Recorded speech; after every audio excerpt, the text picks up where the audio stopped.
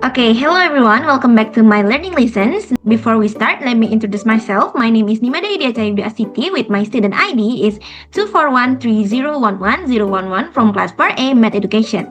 So today we will learn about mathematical logic, which help us think logically, critically, and systematically in drawing conclusion. So today, I'm not alone. I have Vidya and Andin who will be joining our learning today. So before we begin, have you ever argued with someone and tried to prove your opinion was right?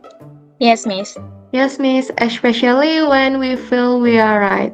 Okay, that's actually a simple of using logic. Now, let's learn it in a proper way. So, the first one is definition of mathematical logic.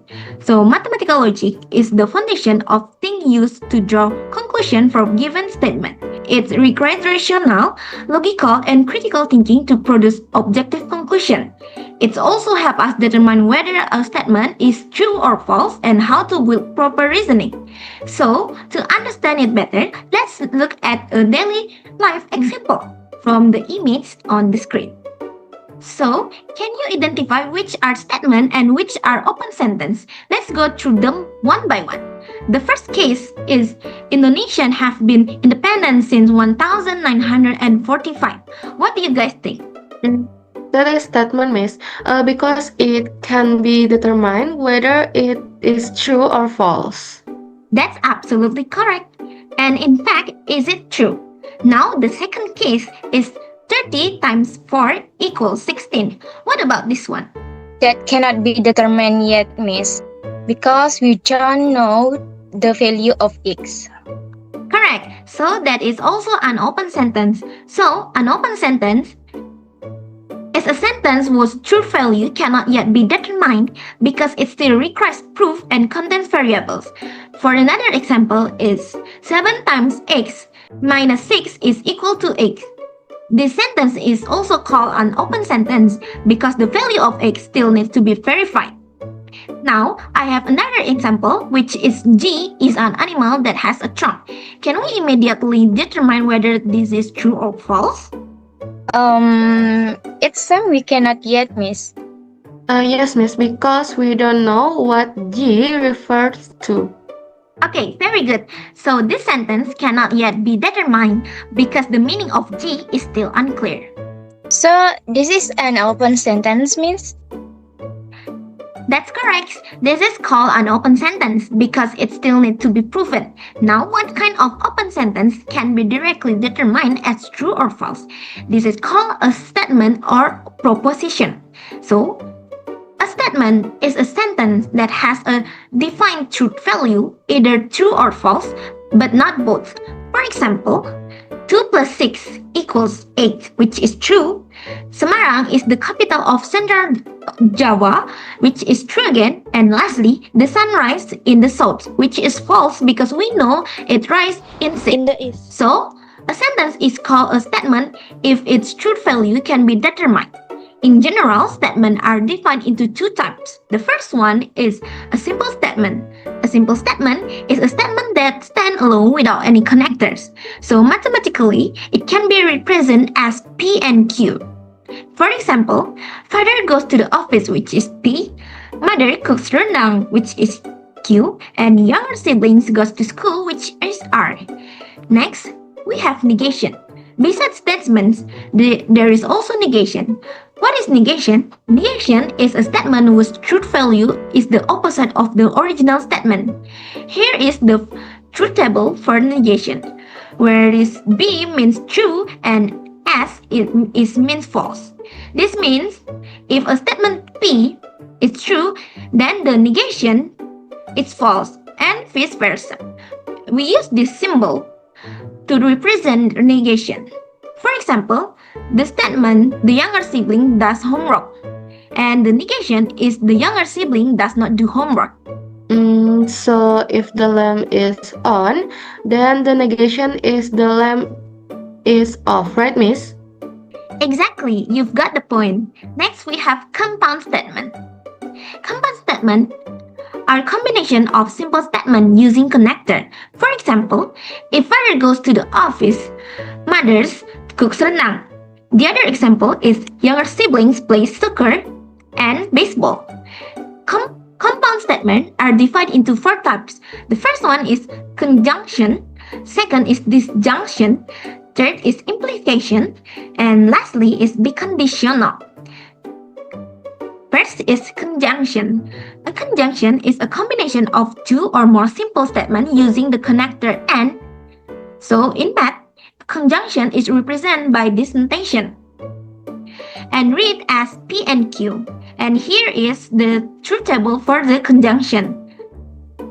So that must be true. Exactly. From the table above, we can see that a conjunction is only true if both statements, which is P and Q, are true. If one of them is false, then the result is false. Now let's take a look on this example. Let P be 10 is an even number, which is true statement, and Q be 10 is greater than 5, which is also true. So P and Q, written as this symbol, becomes 10 is an even number and greater than 5. Since both statements are true, the conjunction is also true. Next, how do we form the negation of this conjunction? To do that, we can use the Morgan law, and the formula is not P and Q is equivalent to not P and not Q. This means the word and changes into or, and then we negate both statements, and the negation becomes 10 is not an even number, or 10 is not greater than 5, and this statement is false. Next, we have disjunction. A disjunction is a combination of two or more simple statements using the connector or. In mathematically, a disjunction is written as this symbol, and it's read as P or Q. And here is the truth table for disjunction. So if one of them is true, is the result still true? Exactly. Based on the truth table, a disjunction is only false when the both statements, which is P and Q, are false. Now, let's take a look at the examples. So, let P be 5 is an odd number, which is true, and Q be 5 is a prime number, which is also true. So P or Q, written as these symbols, become 5 is an odd number or prime number. Since at least one statement is true, the disjunction is also true. Just like in conjunction, from the negation of a disjunction, we can use the Morgan law formula too, and the formula is not P or Q is equivalent to not P and not Q.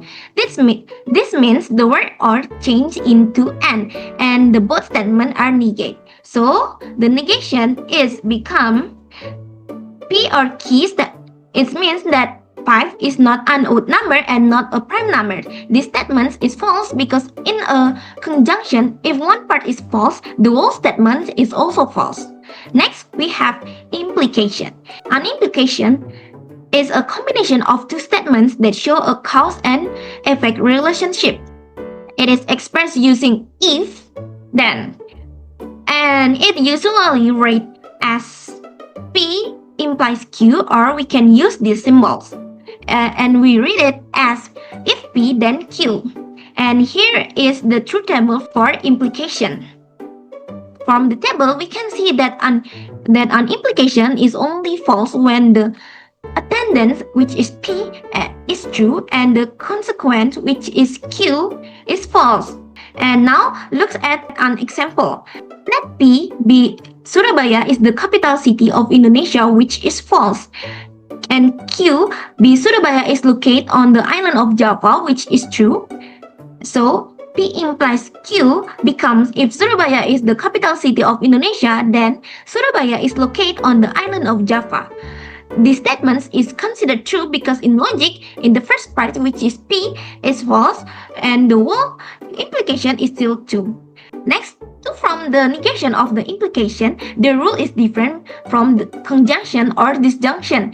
He negate of an implication no longer use if, then, but change into from using and the formula is not P implies Q is equivalent to P and not Q.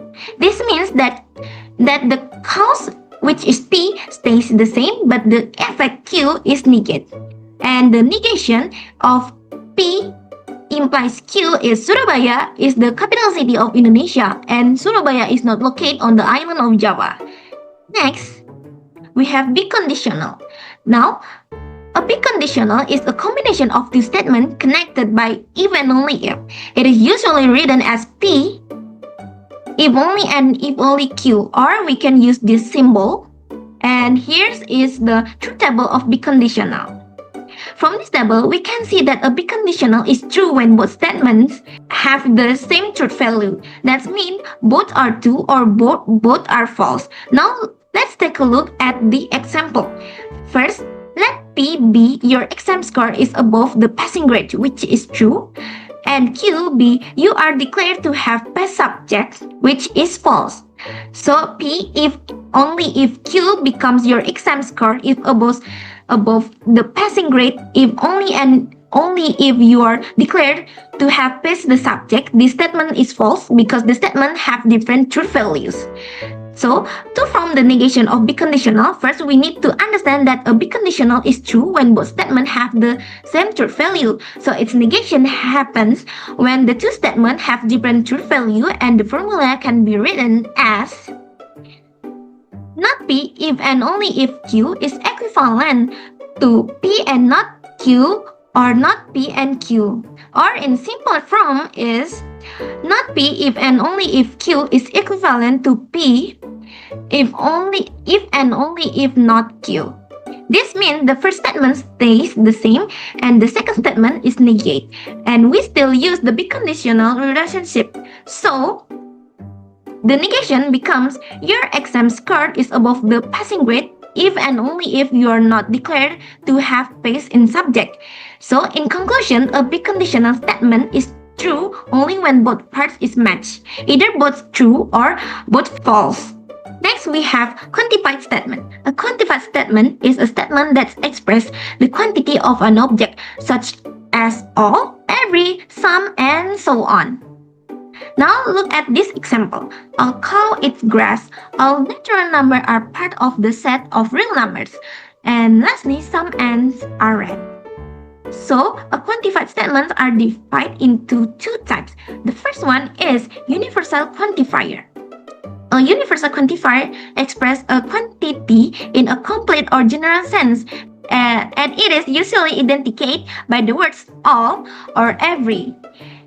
It's written as these symbols, and for example, all buffalo are gray. So, what about its negation? The formula is not for all x and px is equivalent to their axis x such that not px.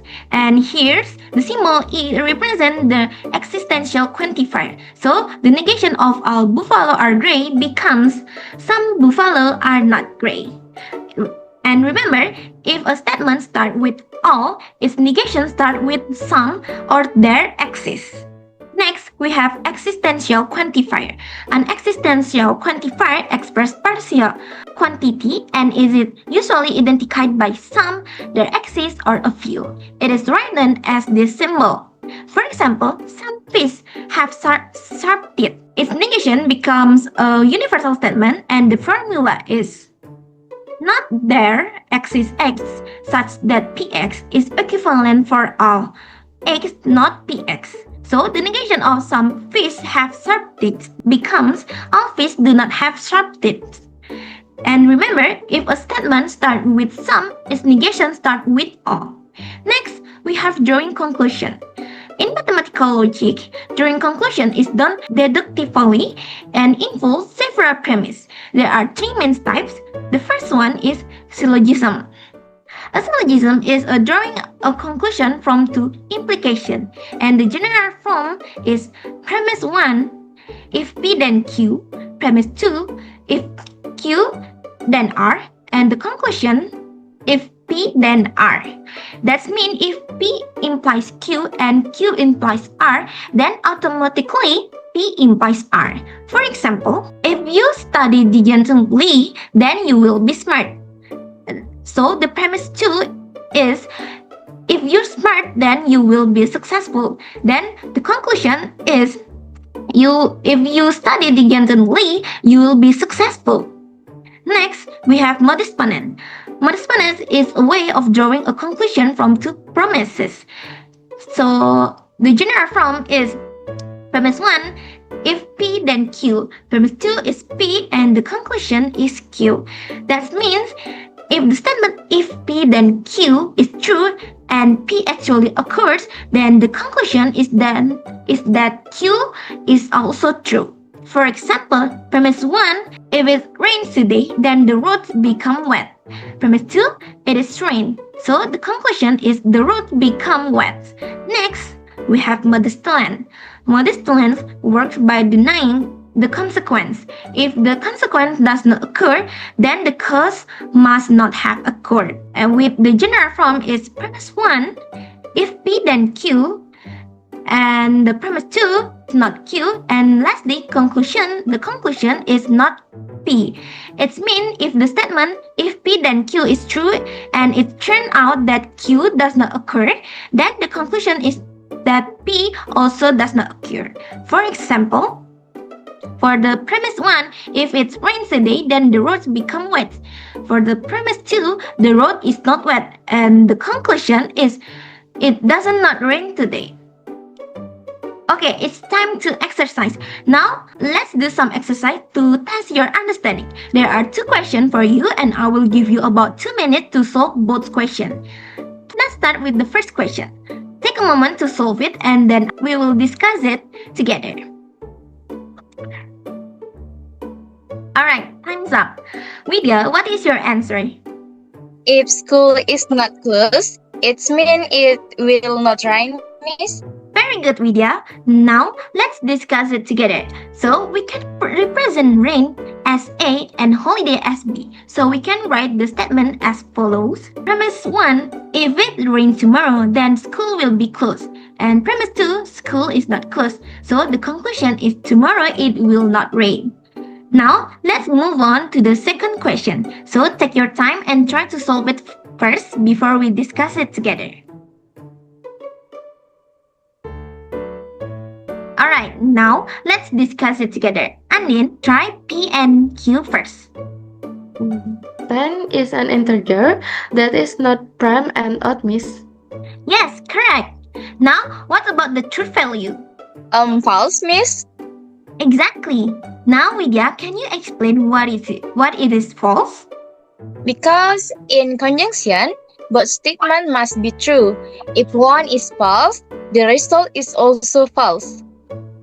Excellent explanation, Vidya. Now, let's check each statement. P is true, which is 10 is an integer and not prime number, and Q is false, which is 10 is not an odd number. So, P and Q is false. Now, let's move on to P or Q. The statement is 10 is an integer that is not prime or 10 is an odd number. Since one of the statements, which is P, is true, then P and P or Q is true. So, remember, for conjunction, which is R, a statement is only true if both parts are true. So, from the exercise, we can see that mathematical logic is actually not as difficult as it seems, as long as we understand the basic concept well. So, don't be hesitate to keep practicing. The next one is application. Here are some examples of how mathematical logic is applied in everyday life. First, in education, mathematical logic helps students develop structured thinking, solve problems systematically, and evaluate whether an argument or answer is valid. In medicine, doctors apply logical reasoning to diagnose disease by analyzing symptoms, medical history, and test results. Third is in engineering. Engineers use logic to design systems, solve technical problems, and ensure safety and efficiency. And lastly, on artificial intelligence, AI systems rely on logical rules to process data, recognize patterns, and make automated decisions. Alright, up to this point, we have learned the material of mathematical logic completely. Let me ask first, Vidya, in your opinion, what have we learned today? We learn about statements, open sentence, and also negation, Miss. Good. Anin, anything to add? We also learn compound statements such as conjunction, disjunction, implication, and biconditional. Excellent. And don't forget, we also learn how to draw conclusions such as syllogism, modus ponens, and modus tollens. From this application and everything we have learned, we can conclude that mathematical logic is an important foundation in thinking. So, in your opinion, why is logic important? So that we can think more systematically, Miss. And so that we can draw correct conclusion. Exactly. Logic helps us think rationally and make better decisions. So it's not only useful in the classroom, but also in everyday life. So keep practicing your logical thinking skill, and the more you practice, the sharper they will become. Finally, thank you for your attention. I hope the material we've been learned today will be useful, and see you in the next lessons. Bye bye all. See you, Miss. Bye. See you, Miss. Bye bye.